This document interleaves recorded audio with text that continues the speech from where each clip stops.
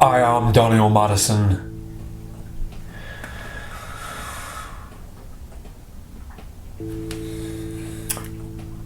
No, you're not.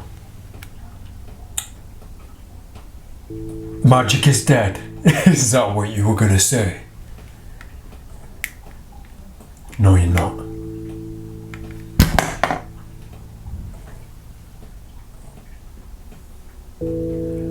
I am Daniel Madison.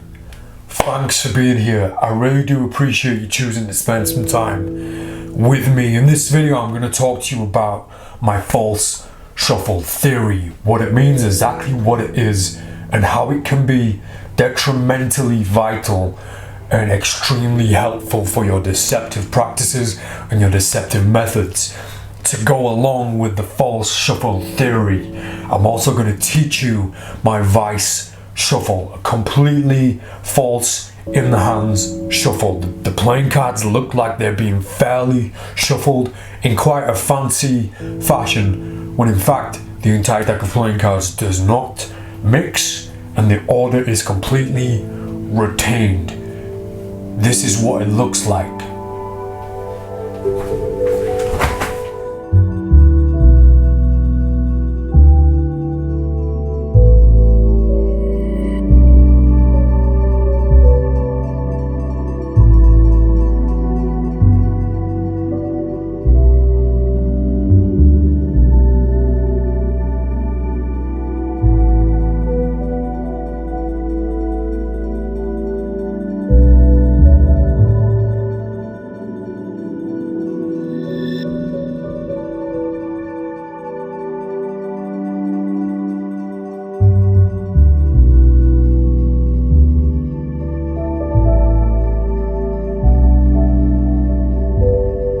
Now, I've taught the vice shuffle a few years back now, and I even put it on this channel. You can find it on my channel a few years back, and you can barely tell it's me because I don't have many tattoos, and that's one of the biggest reasons why I wanted to get my fingers tattooed, because looking back on my sleight of hand demonstration videos, it could have been anybody's hands. It could have been anybody. I could have said, oh, check this video out of me doing this stuff, and you look at it and you can't see me, so it could have been anybody, and that was a problem for me at the time. So now you can recognize me by a finger, which is quite funny. So since I've come up with this technique for shuffling a deck of playing cards, or making it look like you're shuffling a deck of playing cards, it's been many moons, and I've updated my psychological approach to it.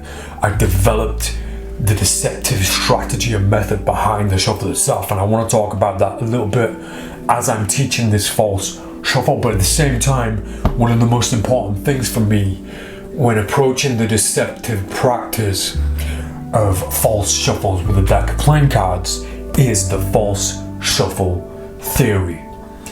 And it's as simple as this. In the past 20 years, I have not shuffled a deck of playing cards fairly. Not a single time in the past 20 years. Every time I shuffle a deck of playing cards, it is a false shuffle, a completely false shuffle. I know quite a few. I execute and I practice about five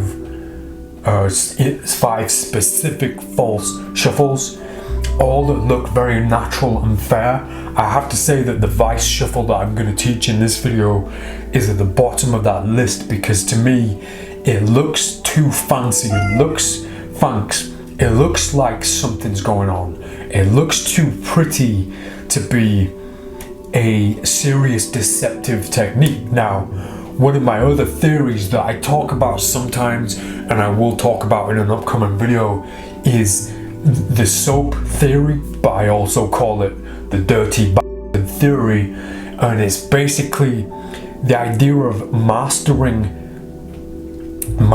an approach to playing cards where it looks like you don't really know what you're doing, so that when anybody they look at you, they look like you don't really know how to handle a deck of playing cards. It's the perfect and best way to hide deceptive methods. But we'll talk about that in a different video. In this video, we'll stick to the false shuffle theory. Now, the reason I haven't shuffled a deck of playing cards in almost 20 years is because I want my false shuffles to be impenetrable, imperceptible. I want them to be perfect. If I learn a false in the hands riffle shuffle, a false one, and I mix it up, I only use it when I need it, and then I use a real riffle shuffle when the false shuffle doesn't make a difference or doesn't matter, they're gonna both look different, and they're gonna cause a conflict in the marriage between the two. Because ideally you want to take the real one and the false one, and you want to find a middle ground where they can both get away with looking like the same thing. Now, my answer to this problem and my approach to this problem that I've been teaching for years and years and years, what is the point of doing real shuffles? Why would you do a real shuffle? Why would you cause that unnecessary conflict between the real shuffle and the false shuffle? Think about it. You don't need a real shuffle.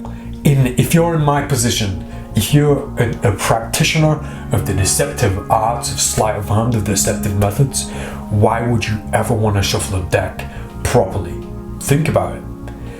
Now, there's going to be many times in your practice where you need a deck that's shuffled, but then those cases always lend themselves to the participant or the audience involvement.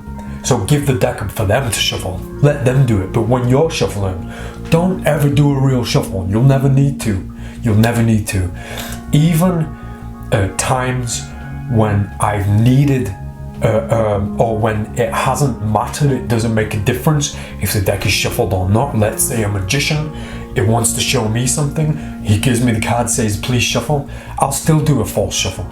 In card games, I'll do a false shuffle, even when especially when it's not needed, because that's practice for me. That's more and more practice. And the main reason why I do this is so that I have one shuffle always and forever, and it's a false shuffle. I do the false shuffle when it's necessary, when it's needed. It looks on point. Now, when it comes to doing a shuffle that doesn't need doesn't need to be deceptive, needs to be real, I do a false shuffle too. It looks exactly the same as a false shuffle. So you're creating this level of psychology, one for yourself, for your own mind to deal with, and to not have to deal with the baggage that comes along with finding that marriage between a false shuffle and a real shuffle and making them look similar. But also to the audience, to the participants, to the onlookers. I've had people watching me shuffle for 20 years, and I want my shuffles to look exactly the same, false or real. And the way you do that, ditch the real shuffle. You don't need to do it. You don't need to do it. In practicing and executing false shuffles, when you don't even need to do a false shuffle, you're going to be the best. You're going to be the best that you can be at that shuffle. I think I made my point. So the false shuffle theory for you to practice: never do a real shuffle again. Always be doing false shuffle. Always. False overhand shuffle, false in the hands riffle shuffle, table shuffles. All completely false. That way, when it comes to a point where you will need to do a false shuffle, it looks imperceptible to the shuffles that people are used to seeing from you, because it's exactly the same. The amount of magicians, practitioners, cardmen shuffling whose real shuffle looks completely foreign to their false shuffle is beyond a joke. It is pathetic, and the same applies to deals, to false deals, to real deals. In fact, I apply the same principle, the same idea, the same psychology to dealing. When it doesn't matter about dealing, I'll bottom deal every single time, every single time, even in a game where it's not necessary, even when it's not needed. When someone asks me to deal cards, when they're demonstrating me a trick, I'll hit bottom deals every single time, and no one will ever see them because they don't know what my real shuffle looks like, and to them that is a real shuffle. I heard this story, I've written about it a few times. I'll try and get the names and references right. It was Di Vernon's story, including Walter Scott, our brother MADISON, for all the people, for all the story matters. I can't remember the names, but there was this story. Oh yeah, Charlie was there. So this guy says, forget the story. This guy's demonstrating, and he says, what did you notice about my deals? He demonstrated loads of deals. What did you notice? And Di Vernon says, I think you did a few seconds, but what did you notice specifically? Nothing else. Really? So you didn't notice me going from this grip to this grip? So he changed his grip from one grip to another. And I see this in magicians, and I see this in card practitioners. They change their grip for every different deal, and it's absolutely pathetic. It's absolutely stupid, and it's a terrible portrayal, and it's a terrible demonstration of deception. Grip should not change, not for 1 millimeter of a finger out of place can ruin everything. And when I see people like that, who are professionals, I think, no you're not. There's a guy called Jason, I can't remember his name. I probably shouldn't say it even if I did remember. There's an American guy called Jason who, he seems to be on point with everything, but it's just terrible when you actually look at it for what it's designed to be. Like sleight of hand with playing cards for gambling techniques and card cheating. It's supposed to be real. It's supposed to be designed for a real environment. Yet people like this guy, won't name his name. You take them out of the magic industry and put them at the card table, and they would their pants. They will get up because they don't know how to. They don't know the environment. They've learned in an environment where it doesn't matter. It doesn't matter if your finger's a millimeter out of place, and it's bad practice. Now this motherfucker teaches. So he's a terrible example of a card cheat, of a gambler, and he's teaching people. What the so like I'm bleeding into reasons why the industry and the community sucks a massive. So I'll try and stop myself, and let's get to the money. Let's get to the teaching of the Vice Shuffle. Thank you. Now we're gonna start with the deck of playing cards in brand new deck order. Little fact about me, my playing cards are always in a brand new deck order, always. Sure, I will do tricks, always do tricks where the participant, where the audience shuffles the playing cards, but I'll always end with that deck back in order. It makes for a fascinating trick, one of the greatest tricks in my repertoire, to be honest. The reactions you get when you finish a set with a deck that's in order is I can't express how much I recommend this to my students. So order for me means ace through king of spades, ace through king of hearts, ace through king of clubs, ace through king of diamonds. So the ace of spades is here, the king of diamonds is on top. So the deck of playing cards is in order, and here's what the Vice Shuffle looks like. We're going to split the deck into two, and they're going to shuffle in like this and then squeeze together, and nothing changes. The deck of playing cards is still in brand new deck order. Once again, we weave each half together, straighten them up, and the deck is still in brand new deck order. I'll do this a little bit closer if I can get focus. Slow this down so you can really see those halves mixing together, and then you can see everything back in order. So this is a very, very simple idea. It's very knacky, so your fingers, they're gonna have to work a little bit hard for people who don't know this. I know a few people know this already. I've taught this to quite a lot of people. Essentially, I'll get straight to it. You're gonna hold the deck in a mechanics grip. For me, this is the MADISON grip, just a standard grip like this. And you're gonna riffle your thumb down the side, finger one underneath, to get about half the deck. finger one's going to take this half, roll this half over into this hand. So you have each packet like this, held just like this. Now here's where the knacky part comes in, where the strange part comes in. In this position, all my fingers are wrapped around each packet. This is called a straddle grip. Finger 2 of each hand, this finger is going to go underneath here, or all the way underneath each packet, so that you can grip like this. The thumbs can let go. You're going to press each packet into the clunge of each hand. I think that's called the clunge. And finger 1 is going to press each packet back into the clunge, so it's pressing the packet downwards and into the clunge. Now what you'll notice here instantly, your fingers 4, 3 and 4 on each hand kind of naturally make their way back to the edge of the deck of the packets, each packet. And as you're pushing back with fingers 1, you'll notice that finger 2 underneath causes each packet to bend like this and bevel. Now if you riffle down each packet with finger 1, this happens. So this is the thing that you need to practice more than anything. This is going to be very knacky. Notice my thumbs don't really do anything. They don't really need to be anywhere or do anything. So at this point, the packet in the right hand, I'm going to riffle this first, a few cards, maybe 4 or 5 cards, before I start riffling them together. It's very important that the right hand packet, a few cards end up on top. So I'll let go of about 5, and then I'll start weaving them together like this until they're all gone. Now from this position, fingers 1 and the thumb of my left hand, I'm going to squeeze everything together so that my right hand can go from here to here like this. Thumb at the back, finger 2 at the front, finger 1 on top. Now I can relax my grip with this hand slightly, with the left hand slightly. Finger 1 here is going to push those top 5 cards that we released. It's going to push them over like so. It's going to spread those cards over the top so that everything is covered.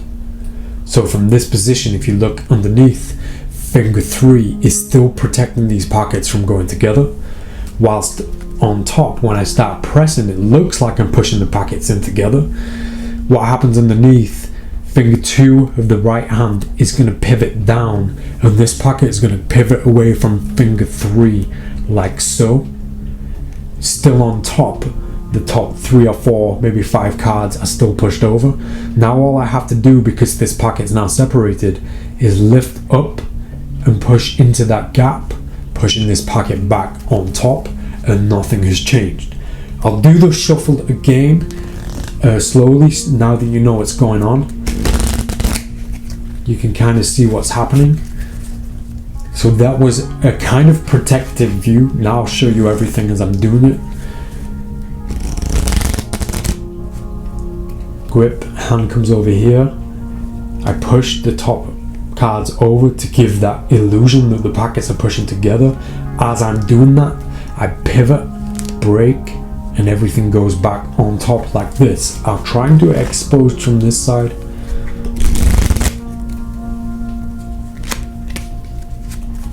So this is the exposed angle. That's actually a pretty good learning angle. But notice that I can do this shuffle really slowly and still get away with it looking like a real shuffle. I guess that's the beautiful thing about it. When you get from here to here, it really does look, and you can really push those 2 packets into each other, giving that false illusion that they're going together completely. Because from the front it looks like they've really pushed in, and now you can make it look like when you're pushing those top cards over, you really are pushing everything. So what I like to do, instead of just moving the finger like this to move everything over, I move the whole hand like this, and my hand slides over the packet like this, just with those top cards. It looks like I'm pushing them in at that point, whilst underneath they break and go underneath. It looks like I'm already straight, but if you look how messy it is over here, now I just need to clean up like this, and I'm done.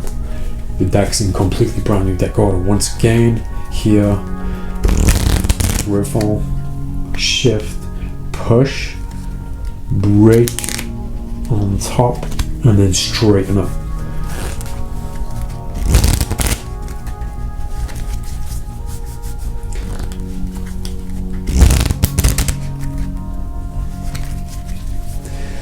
Now, one tip when you are executing this is you're going to be worried about everything stuck out. You're going to get this natural need to try and hide or try and rush this moment. You don't need to rush. You can go very slowly and take it very calmly. Pace yourself. One thing I like to do, figure out where the eyes are, where the eye line is, and you do this. So this is the vital moment. The mixing is the vital. You can see that they're mixing. You can see that I push them in once. You can see that I push it in twice. Now what I do, I turn my body, my entire being to this side as I straighten up. Now what's happening in that moment is I'm hiding all this clunky mess as it makes its way underneath. And I'm hiding it by just turning this way. Now I don't all of a sudden just turn. I don't all of a sudden just do this. I mean, this happens as it's a time and pacing thing. So I'll start here, I'll do this, now I'll start turning and straighten up. Once again, riffle, push, turn to the slide slightly as I straighten the deck up, and the deck is obviously in brand new deck order. So that's the deceptive method. Now it all comes down to practice. So the key to practice with this is so obvious. I feel like I'm saying something so obvious when I'm telling you, just don't stop practicing, just don't stop practicing. And please, anybody listening who's a practitioner who wants to get into, excuse me for a second, off. Practice is just one of those obvious things, the more time, the more effort you put in, the better you're gonna be. And there's no better practice than the false shuffle theory, because the practice is constant, the practice is non-stop. I'm never without a deck of playing cards in my hands, apart from right now. But you're never without a deck of playing cards to practice, so why would you practice something real when you could practice something false? I'm sure there's a strong argument against that, but nonetheless, practice in front of a mirror too. People say don't practice in front of mirrors. I say go f yourself. Mirror is the best practice, the best practice source possible. I've seen people film themselves and watch themselves back and see things, and that's a good idea, but it's a long process, and it's not a direct curve of learning. The best is stood in front of a mirror as if you're showing that person as if you're watching. You can't be too harsh on yourself. Be as harsh as possible. Best way to get better. So you might have seen that Charlie Madison took flight. I've been working on that idea for a while, and I wanted to save it till 2019 to show everybody Charlie flying, but it's a much better representative of who I am and who I am up here and here. And I've been through this journey this year. I won't talk too much about this. I've been through this hell of a journey over the past 2 or 3 years, to be fair, and everything's kind of ironed itself out, and I feel like I've found myself. I've got a comfortable place for him and for me, and I feel like I've found a comfortable place for him and for me where we can both get along and things work just fine, and it kind of works. So thanks for being a part of that, and thanks for listening when I've needed to make those connections with anybody watching this and anybody listening. I'm doing my best to stay in the comments section of these videos on YouTube, and I will be in the comment section of this video. You want to talk to me, it's the best place to do it. I'll leave you with one thing. I've worked on a hell of a lot of merch that I'm going to be wearing in my videos. There's a link in this video description. You want some of it, pick it up. You'll be supporting me directly, so thank you, and I can't thank you enough for that. I hope you enjoyed this video. I'll be back soon with more theory, more lessons on deceptive methods. From now, I am Daniel Madison. I'll see you next time.